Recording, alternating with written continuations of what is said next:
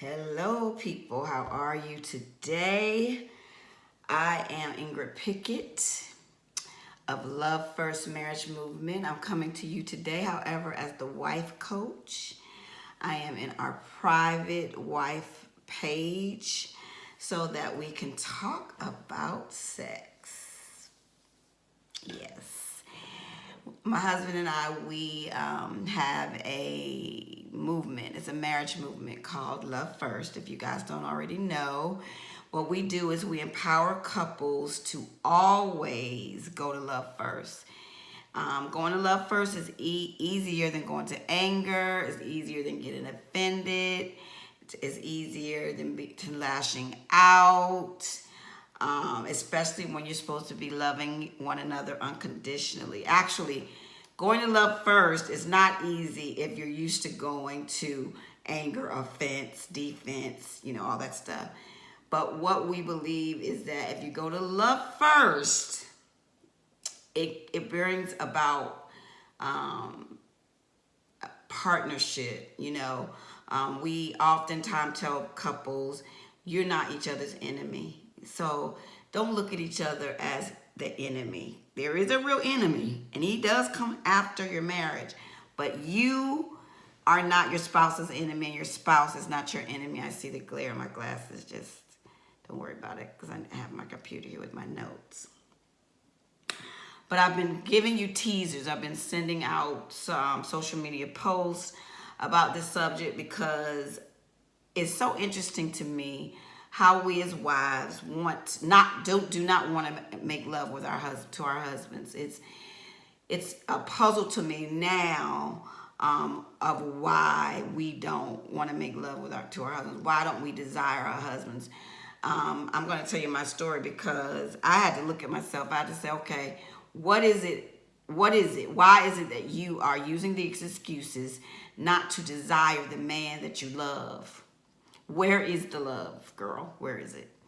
So one fact that I do know is that euphoric attraction is that thing that happens when you are single and y'all are doing it. Y'all are doing it and doing it and doing it. And then all of a sudden, maybe 2 years later, that attraction switches. Primarily because at that point, euphoric love ends. And then we have to get into intentional love. We have to get into, the love languages and understanding who our spouse is, what makes them go. What is it that causes us as a couple to become partners? What is it? How do we push and pull with the same passion? How do we keep the fire burning in our love life and in our marriage? Oftentimes, couples do life. They have children, they have careers, they have extracurricular stuff going all around, but they don't do each other. That is a problem, people. It is a problem. So, euphoric attraction lasts up to 2 years, like I said. And the first 6 months of your marriage is usually when it's on and popping. So I want to ask you a question.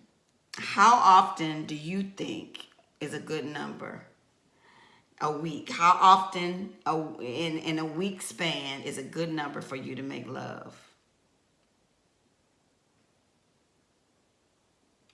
What is the number? Well, in our boot camps, my husband often throws out the number 15. 15 times. Well, that's unrealistic. But of course, the men grab hold of that and they run with it.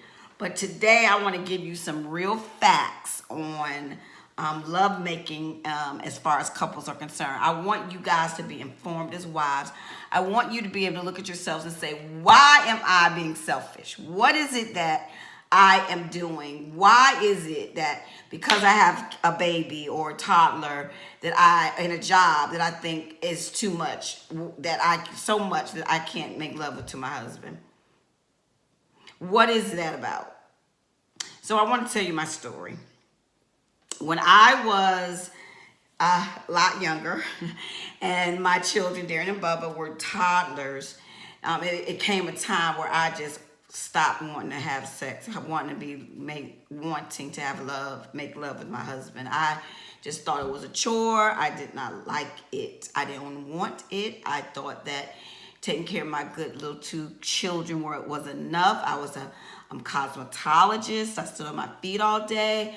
And honestly, I didn't desire him. I didn't feel attracted to him in that way, the way that I was when I first got with him. So I had to ask myself a question. But the reason why I asked myself that question was because my husband said to me, because he wasn't getting it on a regular basis, he said, now, don't be surprised if I go and don't be surprised if I pay attention to other women. Don't be surprised if I look at another woman. Now, most of you would say, well, he shouldn't be doing that and he shouldn't whatever. But reality is, men like curves. They look at other women. But what keeps your husband from looking at other women is him looking at you and him looking at you naked. Yes, that is the fact. It remains a fact to this day, and I make sure that no matter what I feel about my body, I just get naked in front of my husband so that he will desire me. Even if he looks over there at a woman in her curves, all he sees is Ingrid Pickett, baby. Yes, ma'am. So what I had to do during that time is I had to ask the Lord. After he said it to me, I had to ask the Lord, okay, God, what is going on with me? Why is it that I don't desire him? Well, the Lord showed me that, first of all, sex creates firings that cause pleasure physically, emotionally, and spiritually.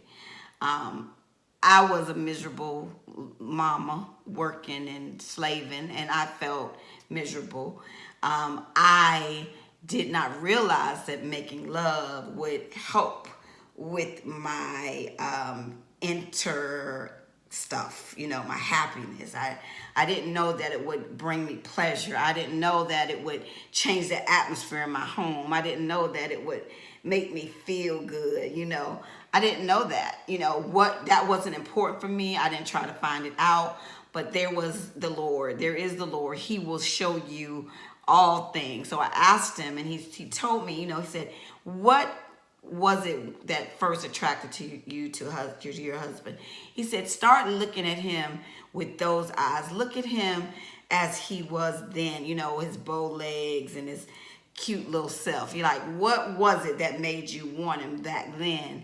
And bring those thoughts up, bring it to the forefront of your mind so that you can, when he wants it and even when he doesn't, you can pursue him. And I began to do that. My husband would buy me lingerie. I wouldn't wear it. I started wearing it.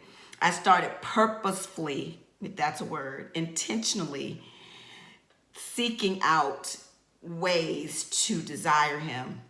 It might sound crazy to you, but our minds are what changes things in us. We allow our mindset to take us off of the truth of the Lord. We allow our mindset to take us off of what we really should be doing, what we really should be thinking. We allow our thoughts, our physical, the way we feel physically, the way we feel emotionally, to rule us. And I had to quit doing that. I had to say to myself, okay, self, get with this. So I began to do what the Lord showed me, and actually from that day to now, it really has been really, really good. And actually, when I turned 45, it got better. So menopause did not take me away from it, because I believe I had already conditioned myself previously that menopause, which is a physical, mental, and emotional thing. It's hormones that rage and go all over the place.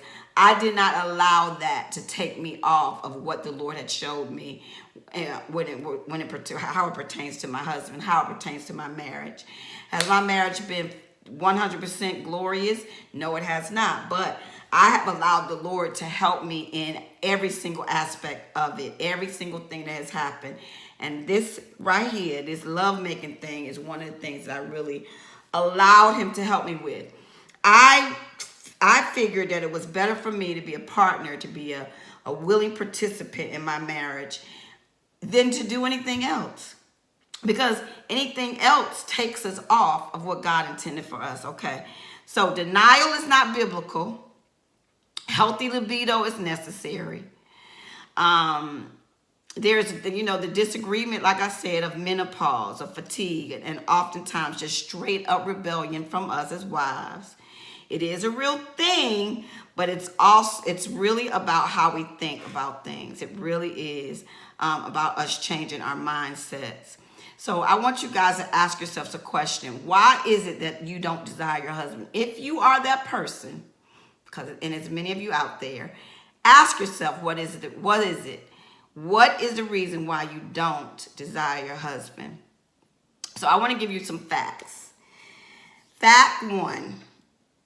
Research shows that 30,000 married couples found that having sex once a week benefited in a way that most times kept the relationship good and upbeat. Just as upbeat as those trying to have sex 4 times a week. This proves that more is not better. Hallelujah. For you guys who think, oh my God, I can't do it every night. Well, you don't have to. Actually, more can trigger a feeling of being overwhelmed. It triggers, a feeling of having to perform, when actually having sex once a week makes you just as happy. Isn't that good news? Fact number 2, couples who divvy up housework fairly and equally have more frequent and satisfying lovemaking. If there are 2 people working outside of the home, it makes sense that the housework is shared equally. One spouse is not overworked and bitter.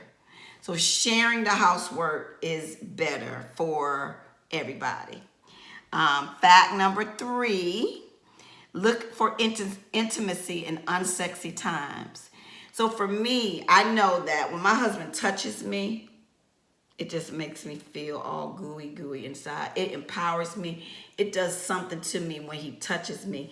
And all the time, he's not thinking about it touching me. So I make sure that I give him a kiss. I make sure that I hug him.